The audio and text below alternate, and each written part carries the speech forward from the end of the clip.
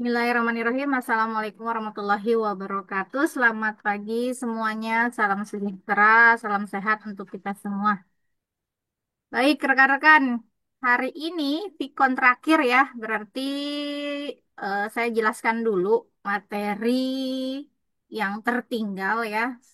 Karena ada materi kalau nggak salah apa penggantian, pembelian dan penggantian mesin ya yang saya belum jelaskan. Kemudian satu lagi just in time, namun nanti kayaknya untuk materi yang nanti akan saya keluarkan di UAS ya, di UAS kita, kayaknya hanya sampai ini saja ya, karena sudah banyak ya.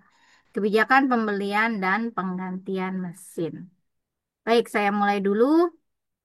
Jadi, kebijakan kepembelian dan penggantian mesin adalah saya jadikan materi ya, materi yang akan saya masukkan di soal UAS nanti. Ini mungkin rekan-rekan sudah baca ya bahwa di sini terkait penggantian ya, kebijakan pembelian atau penggantian mesin. Jadi perusahaan akan membuat keputusan apakah dia membeli atau hanya mengganti mesin atau alat yang memang perlu diganti ya. Entah itu alatnya sudah usang atau sudah habis masa atau umur ekonomisnya. Jadi di sini penggantian mesin atau penggantian alat dapat diartikan sebagai sebuah keputusan ya. Sebuah keputusan untuk menentukan apakah suatu mesin atau alat yang saat ini digunakan diganti dengan mesin baru tentunya yang sejenis. Nah, pemilihan alternatif antara mempertahankan penggunaan mesin yang sudah saat ini digunakan dengan penggunaan mesin tipe yang sama, tetapi tentunya dengan model yang lebih baru. Nah, kalau mengganti ini kan tentunya akan ada biaya yang akan dikeluarkan. Nah, ini atau bisa diganti dengan mesin lain tetapi mempunyai fungsi yang sama dengan mesin sebelumnya. Artinya tidak ada update tapi dia sama ya. Atau dengan sistem pemilikan yang lain yang mungkin dapat juga menjadi suatu pertimbangan, mempertimbangkan dengan tenaga manusia. Jadi dalam hal ini mesin atau alat yang lama dan sedang digunakan mungkin masih dapat dipakai dalam arti belum habis umur ekonomisnya. Kemudian ada beberapa alasan kenapa perusahaan ingin mengganti mesinnya. Yang pertama adanya keuntungan potensial dari penggunaan mesin baru. Mungkin nanti hasil produksinya, lead time-nya, waktu tunggu dari hasil produksi mungkin lebih cepat atau bisa menghasilkan produksi dengan kapasitas yang lebih besar atau lebih banyak gitu ya. Kemudian mesin yang digunakan karena sudah rusak ya atau di sini sudah kuno. Nah, mesin yang digunakan tidak cocok atau tidak mampu menghasilkan produk baru yang berbeda. Kemudian kesulitannya, jadi selain di situ alasan penggantian mesin, maka dalam penggantian mesin juga ada kesulitan, adanya sifat tidak mau mengganti mesin yang dimiliki sebelumnya. Jadi dimiliki sebelumnya rusak gitu ya. Sebelum rusak dia nggak mau ganti dulu gitu. Kemudian terdapat keadaan di mana mesin secara teknik belum usang, jadi belum habis masa umur ekonomisnya. Kemudian adanya kesulitan dana penggantian mesin baru. Kemudian dibutuhkannya tenaga kerja baru yang lebih mahir. Jadi operatornya ini mesti paham dengan mesin yang baru. Nah, ada beberapa metode ketika perusahaan ingin mengganti atau membeli ya. Nah, di sini metode pemilihan dan penggantian mesin yang pertama adalah metode annual cost saving. Ini adalah perbedaan dari total recurring cost, non-recurring cost, dan depresiasi dari mesin lama yang kita miliki dengan mesin yang baru yang akan dibeli.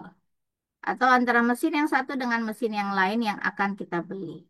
Nah, metode yang diterapkan misalkan annual cost saving ini menekankan pada adanya penghematan atau saving yang diperoleh dari mesin-mesin yang akan dipilih.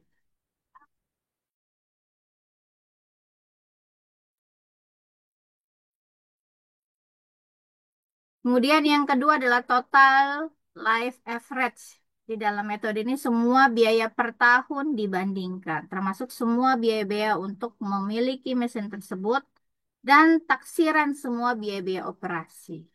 Nah, semua biaya ini dijumlahkan dan dibagi dengan umur mesin tersebut. Maka diperoleh biaya total rata-rata setiap tahun apabila memilih dan mengoperasikan mesin tersebut. Kemudian yang ketiga adalah present worth method ya. Jadi ada tiga metode, annual cost saving, total life average, sama present worth method. Ini adalah eh, nilai pada saat sekarang ini dari jumlah dana yang diinvestasikan untuk suatu jangka waktu tertentu dari masa sekarang dengan tingkat bunga tertentu. Jadi ini sudah menggunakan nilai waktu uang ya, menggunakan time value of money dengan melihat present, nilai sekarang. Nah, di sini ada contoh terkait nanti menghitung dengan ketiga metode tersebut. Jadi di sini contoh bahwa perusahaan merencanakan penggantian mesin lama dengan mesin baru ya. Jadi mesin lama mau diganti dengan mesin baru. Tentunya kita hitung, jadi kedua mesin tersebut kan memiliki biaya ya.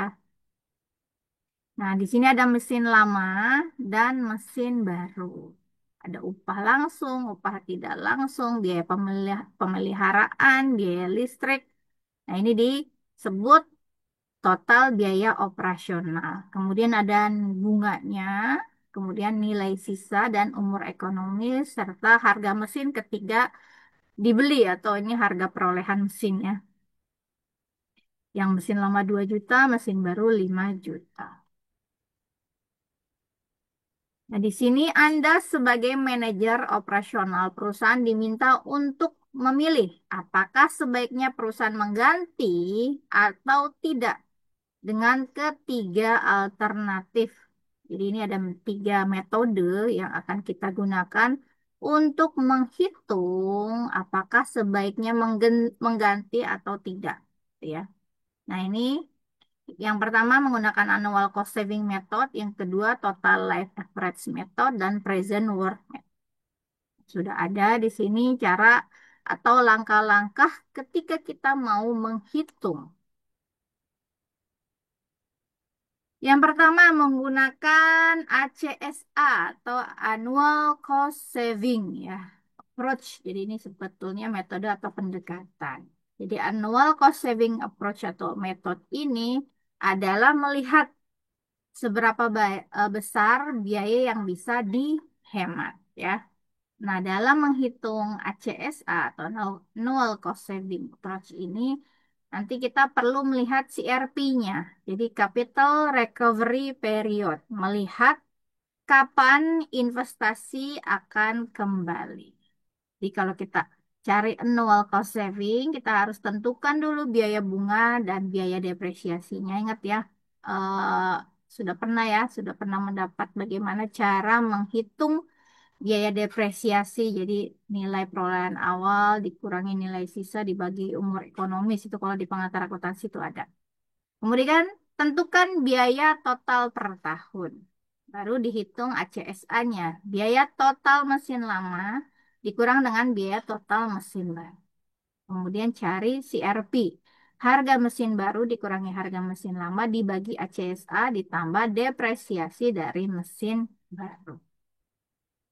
Nah, kemudian sudah ini adalah langkah-langkah menghitung annual cost saving, kemudian menghitung total life average. Nah, untuk menghitung biaya rata-rata per tahun, total life average ini untuk menentukan mesin mana yang di.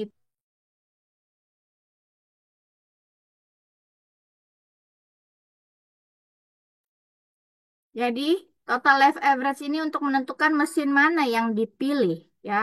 Tentunya kalau yang dipilih yang mempunyai biaya total rata-rata setiap tahun yang terendah, itu yang akan dipilih. Namun tentunya harus ada pertimbangan-pertimbangan lain yang akan perlu diperhatikan. Nah, ini cara mencarinya biaya total dibagi dibagi umur ekonomis. Kemudian kalau pakai present worth nih harga jual ditambah dengan biaya operasional yang dikalikan dengan bunganya. Dicari present value interest factor of annuity-nya. baru dikurangi dengan nilai sisa. Nilai sisanya juga dikali dengan bunganya menggunakan present value interest factor. Kalau ini PVIFA, ya annuity, kemudian ini present value biasa. Jadi ada tabelnya ya, jadi rekan-rekan bisa.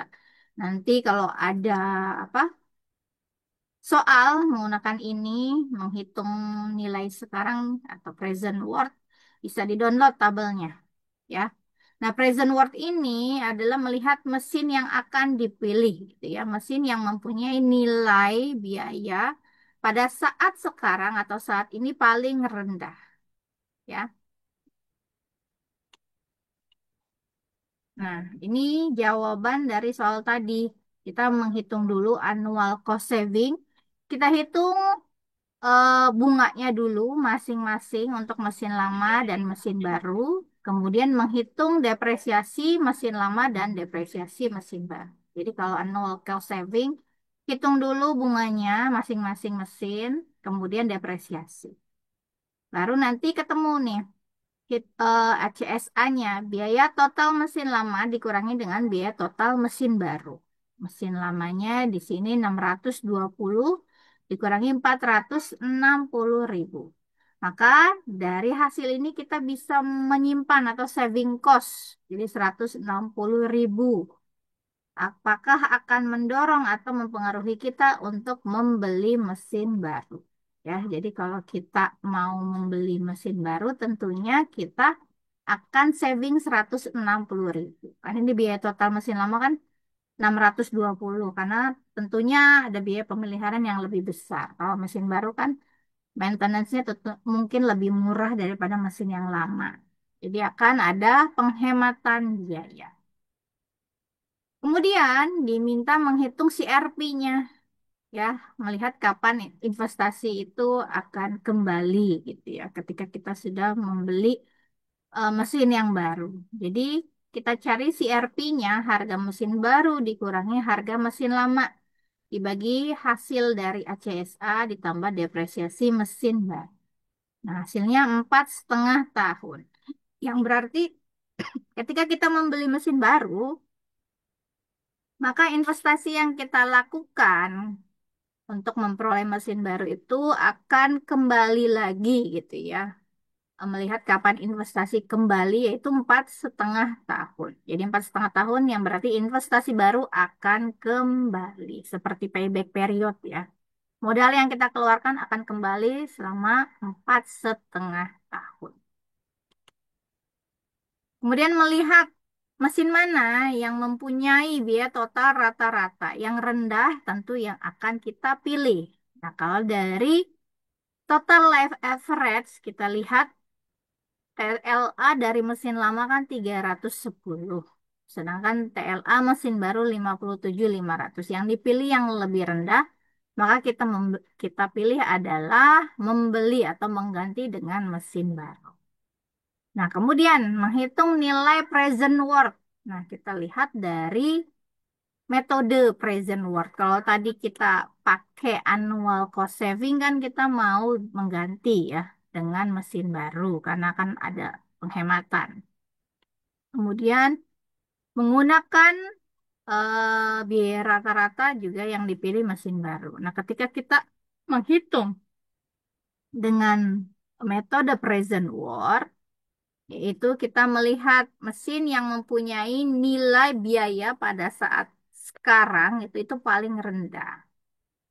Nah, karena pada saat menghitung present worth, ternyata yang mempunyai nilai sekarang paling rendah adalah mesin lama. Ya, ini ya. Data mesin lama ini mempunyai nilai sekarang lebih rendah. Tentu karena dia sudah terdepresiasi lebih dulu ya, lebih banyak gitu kan. Sedangkan mesin baru kan enggak. Dia jadi nilai sekarangnya tentunya lebih tinggi. Nah, ini boleh saja kita pilih ini. Namun kan seperti yang tadi, ada asumsi di mana perusahaan juga perlu mempertimbangkan ya hal-hal lain. Hal-hal lainnya apa? Dari dua metode yang sudah kita hitung kan terpilih mesin baru. Itu juga perlu dipertimbangkan. Namun ketika kita menghitung dengan present worth, ternyata yang terpilih adalah mesin lama. Nah, ini jadi pertimbangan perusahaan.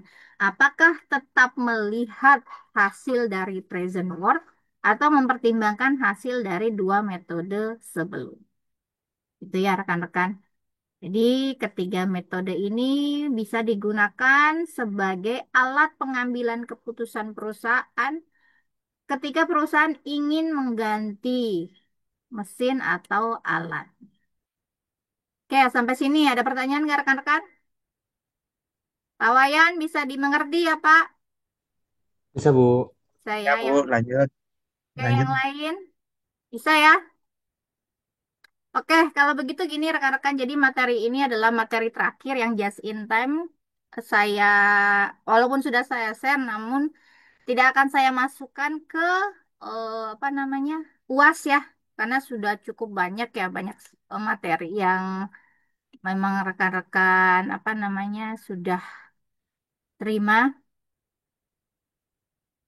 Oke, sebentar ini ada pertanyaan.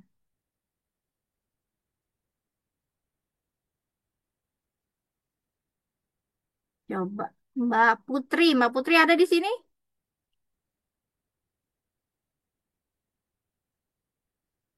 Halo Mbak Putri,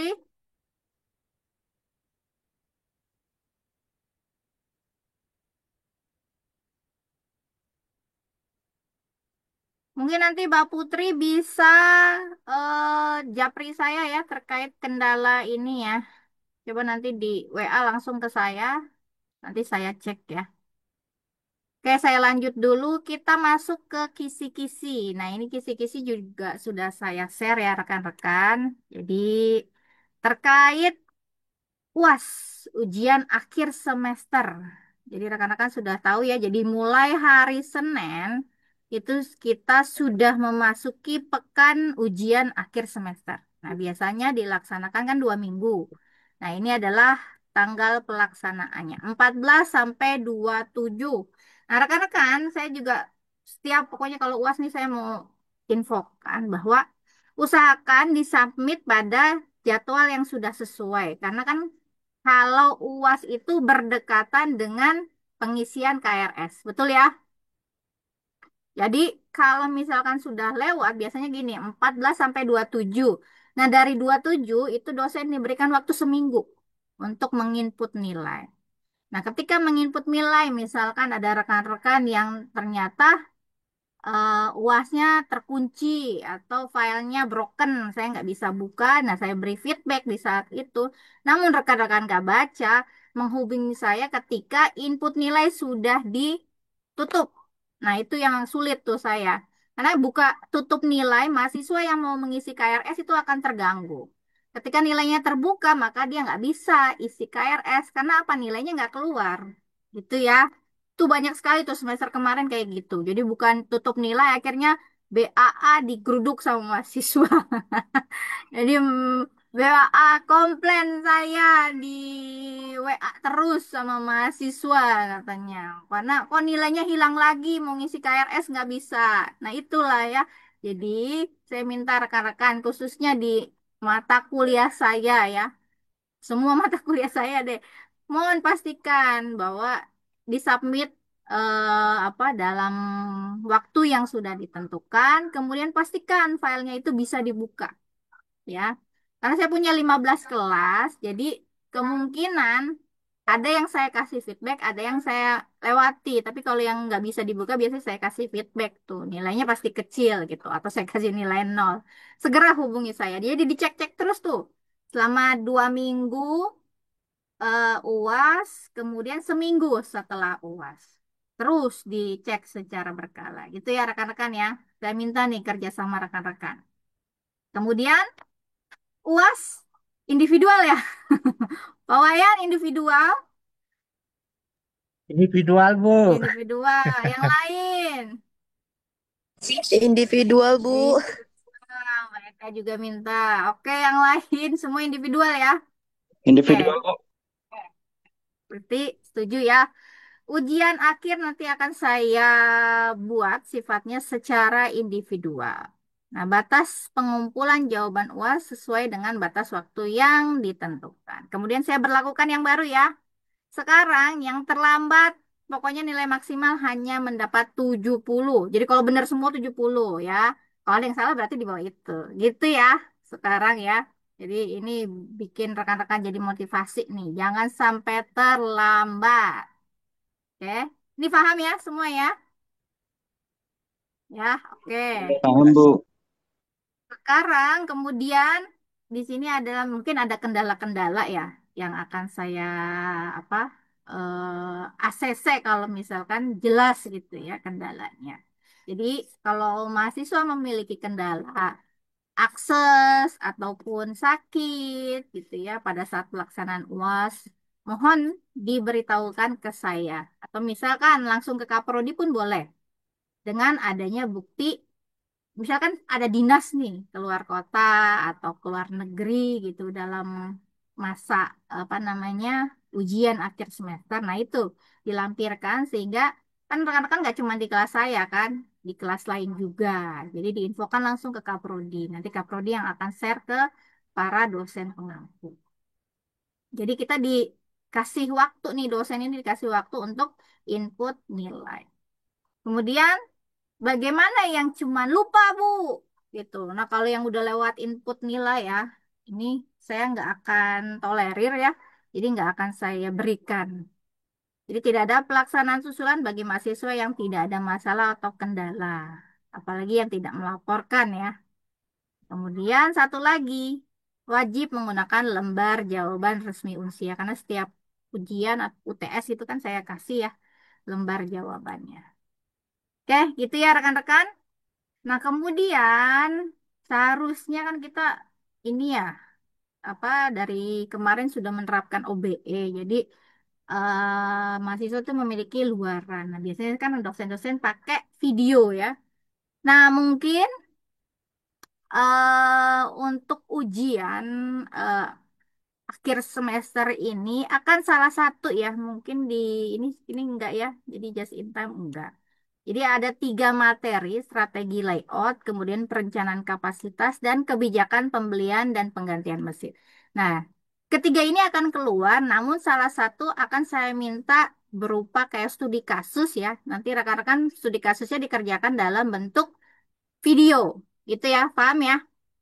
Jadi mungkin terkait kebijakan pembelian dan penggantian mesin, saya beri studi kasus. Nah, nanti misalkan Pak Wayan nih buat nih video presentasinya eh, solusi apa yang diberikan gitu ya. Misalkan saya minta menghitung tiga metode tersebut. Nah, itu dibuat video, kemudian dipaparkan, misalkan Pak Wayan sebagai pemilik perusahaan atau manajer operasional. Manakah yang dipilih dari ketiga metode tersebut dalam bentuk presentasi video? Paham ya, rekan-rekan ya?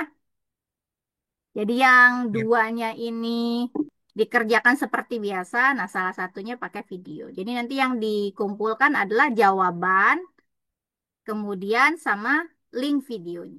Gitu ya. Pak Wayan paham ya? Ini Pak Wayan ada dua nih, Pak Iya, Wayan jelas Bu, jelas. Sumareasa Paham. sama Pak Wayan Gede. Ya, yang lain baik kah? Mas Paham, Dolore? Ibu. Paham. Paham, Bu. Paham ya? Baik, Tuh. Alhamdulillah. Oke, kalau begitu sampai sini ada pertanyaan nggak? Maaf, Bu, saya baru ini sinyal di wilayah saya tadi kurang baik, Bu. Oke, Mbak Putri WA ya ke saya ya. Oh, saya Mm-mm. saya Bu. Ya,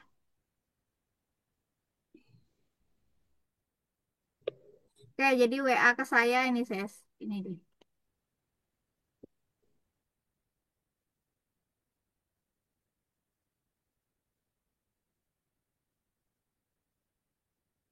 Ya, itu sudah saya chat ya. Jadi hubungi saya langsung. Nah, kita koordinasi di situ di WA ya, Mbak Putri. Saya Bu. Makasih, Bu. Sama-sama. Oke, kalau begitu selesai ya rekan-rekan. Kalau tidak ada pertanyaan berarti cukup. Insya Allah kalau misalkan apa di semester berikutnya ketemu saya lagi gitu ya di mata kuliah lainnya. Ini Pak Wayan semester berapa Pak? Tiga Bu, baru tiga. Oh, semester 3. Berarti, oh, Pak Wayan masuknya di itu ya, apa? Di genap ya? Eh, Betul, iya, digenap. di Jadi genap ya. 4 kalau gininya Iya, mata kuliahnya kan semester 4 betul. ya. Jadi agak mundur sedikit. Oke, mungkin nanti bisa ketemu saya lagi, Pak. Semoga jangan bosan-bosan. Dan saya harap rekan-rekan semua yang ada di mata kuliah saya khususnya bisa lulus ya dari semua mata kuliah yang diambil. Min dan mendapatkan Amin. nilai yang Jamil Abu ya, Bu. amin. Oke, dan Amin. mendapatkan nilai-nilai yang maksimal gitu ya. Amin. Amin. Amin. Oke, kalau begitu terima kasih rekan-rekan. Sampai jumpa di semester berikutnya. Saya akhiri. Wassalamualaikum warahmatullahi wabarakatuh. Selamat pagi, salam sehat, salam sejahtera. Waalaikumsalam Pagi, Bu. warahmatullahi Terima kasih, Bu. wabarakatuh. Terima Terima kasih kasih Waalaikumsalam banyak, Kak Bu. Terima warahmatullahi kasih Rizal. wabarakatuh. semuanya. Terima kasih banyak, Bu. Sama-sama terima kasih.